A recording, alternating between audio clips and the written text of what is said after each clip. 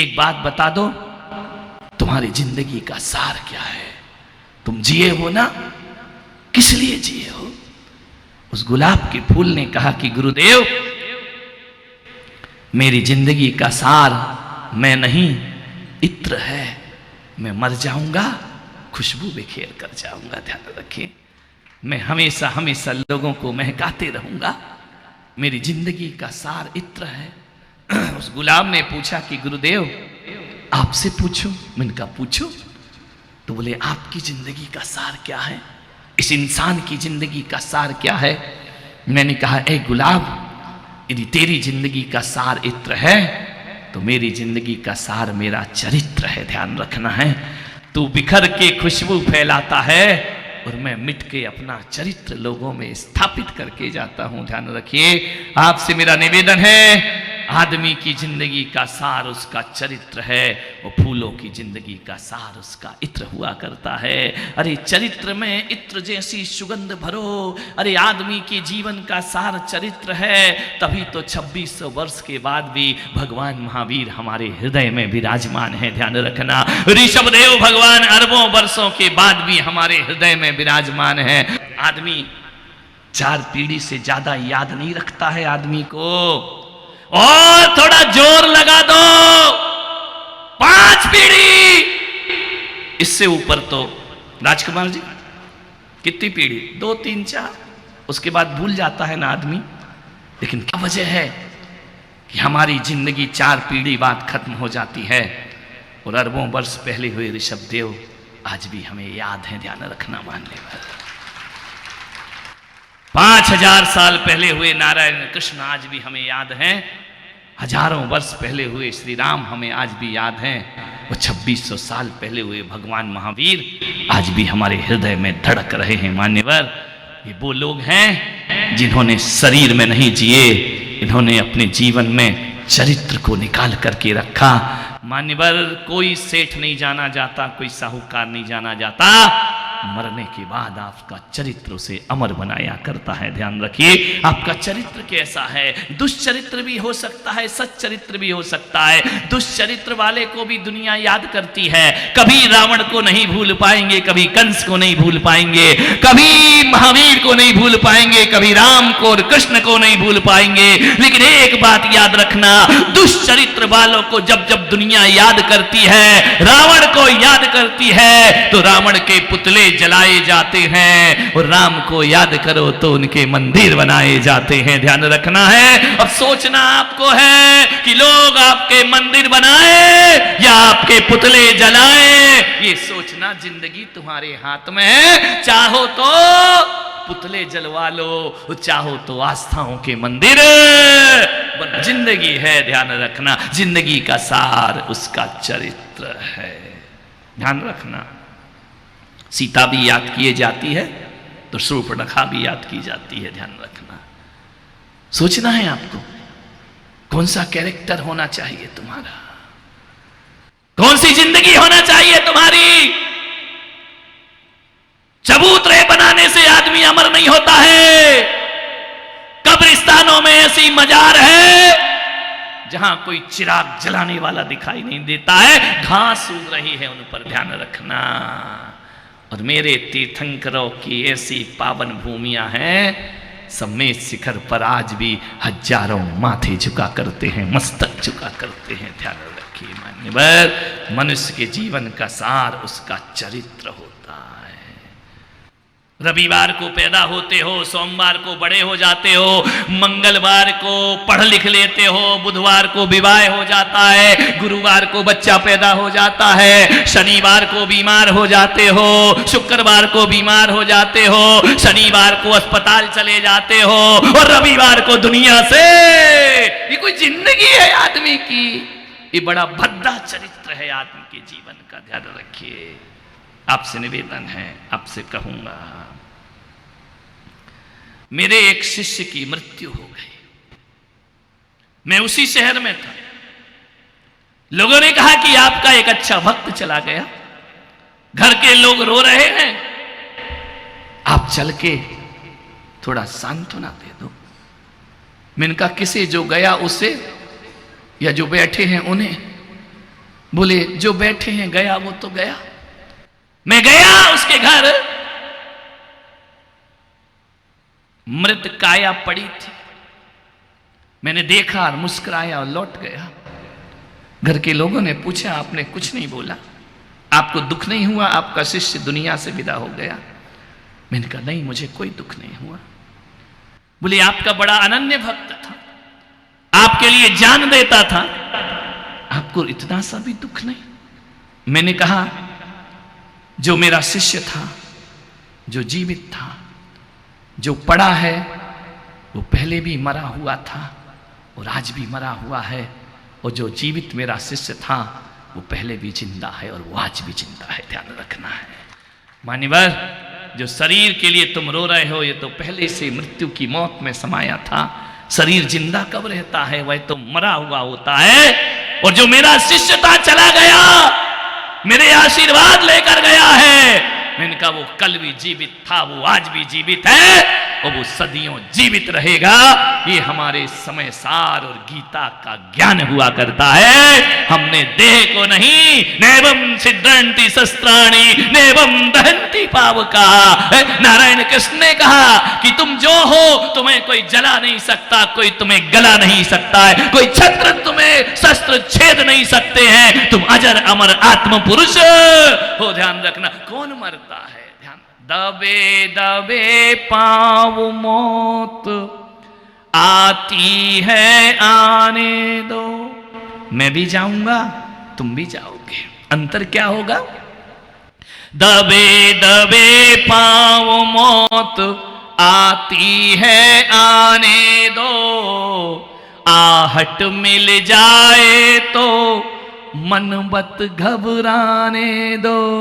निश्चित ही मृत्यु से जीवन का अंत नहीं, प्राण मुखर होते हैं देह बदल जाने दो। प्राण मुखर होते हैं देह बदल जाने दो। खेल खेल में जब खिलौना टूट जाता है, खेल खेल जीवन क्या है? खेल खेल में जब खिलौना टूट जाता है, बालक रो देता है, ज्ञानी मुस्कुराता है। बालक रो देता है, ज्ञानी मुस्कुराता है। हे आत्मा के जौहरी को इसका कुछ दर्द कहाँ? कौन जन्म लेता है, कौन मृत्यु पाता है? कौन जन्म लेता है, कौन मृत्यु पाता है? दबे दबे पाँव मौत आती है आने। कौन मरता है, कौन जन्म लेता है, कौन मृत्यु पाता है? आत्मा के जौहरी को इसका कुछ दर्द कहाँ? हम अजर अमर आत्मा के गीत गाने वाले लोग हैं। हमने शरीर को कभी महत्व नहीं दिया, हमने चैतन्यता को महत्व दिया है, ध्यान रखना है। हमने आत्म तत्व को देखा है। इस मानव तन में आकर भौतिकता में डूबा ये आदमी उस वास्तविक सत्य को भूल जाया करता है, ध्यान रखिए। मृत्यु तो जरूर आएगी, मान्यवर। घर से चला मुसाफिर,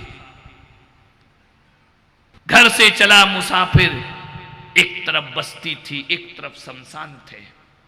पैर हड्डी पर पड़ा तो हड्डी के ये बयान थे, चमल संभल कर चल मुसाफिर, हम भी कभी इंसान थे, ध्यान रखना है।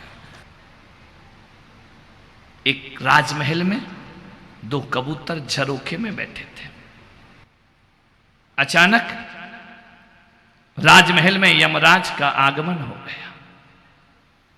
कबूतर झरोके में गुटर गूं कर रहे हैं। दो कबूतर, कितने कबूतर अलग बैठे थे, मौज मस्ती में झरोके में बैठे थे, पब्लिक से अलग थे। दो कबूतर, पारस जी, दो कबूतर पब्लिक में अलग मौज मस्ती कर रहे थे, गुटरगू कर रहे थे। एक व्हाइट कबूतर था, एक ब्लैक कबूतर था। मान्यवर, यमराज का प्रवेश हुआ। जैसे ही यमराज आए, उन्होंने देखा दोनों को बड़ी मस्ती कर रहे हैं, बड़े गुटर गोल गोल घूम रहा है। यमराज ने देखा, मुस्कुराए, राजमहल के अंदर चले गए। दूसरे कबूतर ने पूछा शैतान वाले ने कि यमराज यार मुझे देखकर मुस्कुराए क्यों? तो कि एक थोड़ा समझदार सा कबूतर था। उसने कहा बेटा, यमराज मुस्कुराए यानी आज तेरा वारंट निकल गया, आज खेल खत्म तुम्हारा। घबरा गया शैतान कबूतर। उसने कहा कि मैं मर जाऊंगा। बोले हाँ। बोले अभी नहीं, अभी तो ज्ञान गंगा बाकी है, इतना बड़ा कार्यक्रम चौमासा हो रहा है, मैं अभी जाना नहीं चाहता हूं। व्हाइट कबूतर ने कहा देख यमराज मुस्कुराए हैं, आ गया नंबर, आ गया नंबर। बोले यार कुछ उपाय बता। वो व्हाइट कबूतर भी वकील था पेशे से। उसने कहा सलाह दे दी, वकीलों से सलाह ले लो, ध्यान रखना।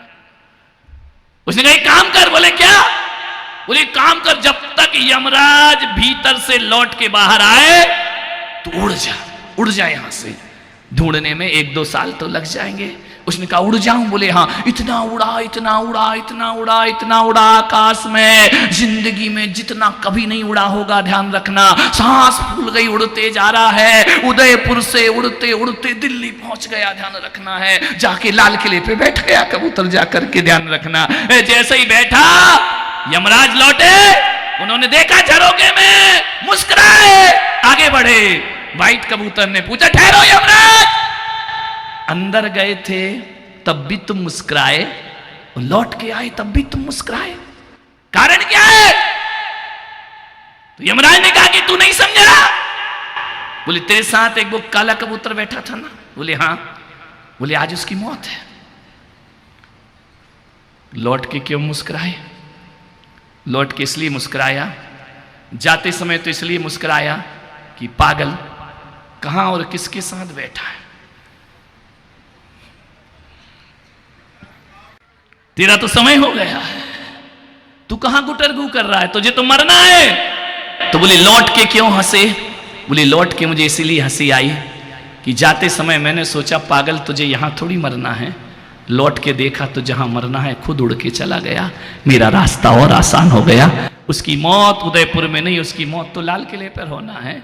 अब वो सोचता है कि मैंने यमराज को धोखा दे दिया। अरे नादान, धोखा नहीं दिया, तूने मेरे रास्ते आसान कर दिए।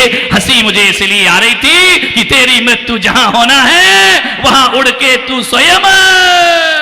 उदयपुर वालों एक बात ध्यान रखना, जब मृत्यु आती है वेंटिलेटर लगाओ, ऑक्सीजन लगाओ, फलाने अस्पताल जाओ, वो तुमको उठा के अहमदाबाद रेफर कर देता है, यहां नहीं वहां बचोगे, तुम वहां चले गए। अरे नादानो, ये डॉक्टर नहीं भेज रहा और तुम नहीं चिल्ला रहे, ये मौत तुम्हारी वहां इंतजार कर रही है। स्वयं चलकर मृत्यु के मुंह में चमा जाओगे, मौत से तुम्हें कोई भी बचाने वाला नहीं है, ध्यान रखना। तू लाख हिफाजत कर ले, तू राख करे रखवाली, और उड़ जाएगा एक दिन पंछी, रहेगा पिंजरा खाली। उड़ जाएगा एक दिन पंछी, रहेगा पिंजरा। कितनी हिफाजत करते हो जिंदगी की। मान्यवर, आपसे निवेदन है, किस गलत फहमी में जीते हो? एक बार विचार करो, जीते जी जिंदगी को समझने का प्रयास करो। कुछ नहीं बचेगा, राख होगा शरीर। आपसे निवेदन है, आग्रह है, क्या करते हो, किस में जीते हो? मेरा बेटा, मेरी बेटी, मेरा मकान, मेरा घर, मेरा मेरा मेरा, पागल कहीं का, क्या मेरा मेरा चिल्लाता है? एक बात याद रखना, तेरे बाप दादे भी मेरा मेरा करते चले गए, उनको भी कोई याद ना हो निशान। बताओ जो तुम्हारे पुरखे गए हैं, कोई एड्रेस दे गए, कोई फोन नंबर कि भाई हम जा रहे हैं, SMS कर देना, चैटिंग कर लेना थोड़ी सी कि हम किस नरक में और किस स्वर्ग में मिलेंगे, कुछ दे गए हो क्या? हजारों महफिलें होंगी, हजारों कारवां होंगे, वो जमाना हमको ढूंढेगा, न जाने हम कहां होंगे। ध्यान रखना है मान्यवर। जितने भी आए सब चले गए। मौत ने जमाने को वो समा दिखा डाला, कैसे कैसे रुस्तमों को खाक में मिला डाला। ध्यान, मेरा मकान, मेरा घर, मेरा परिवार। मैं आपसे निवेदन करता हूं, समेत शिखर की यात्रा कर पाए या ना कर पाए कोई बात नहीं, वैष्णो देवी जा पाए या नहीं जा पाए कोई बात नहीं, मान सरोवर गए या नहीं गए कोई बात नहीं।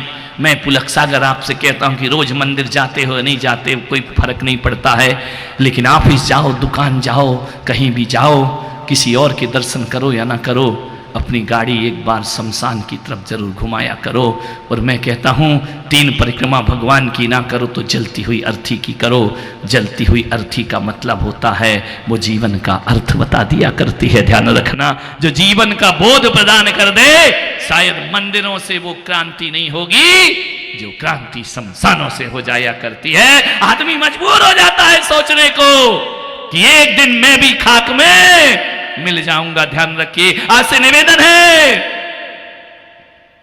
एक बात याद रखना, कंस, रावण, सिकंदर कहते हैं कि जब ये धरती पर चलते थे तो धरती कांपती थी।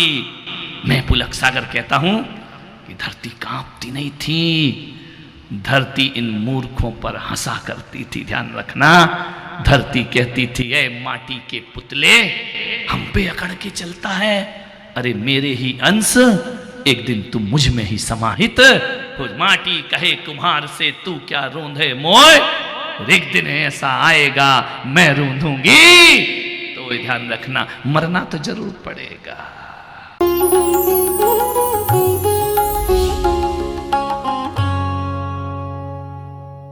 भगवान महावीर के अमर संदेश जीव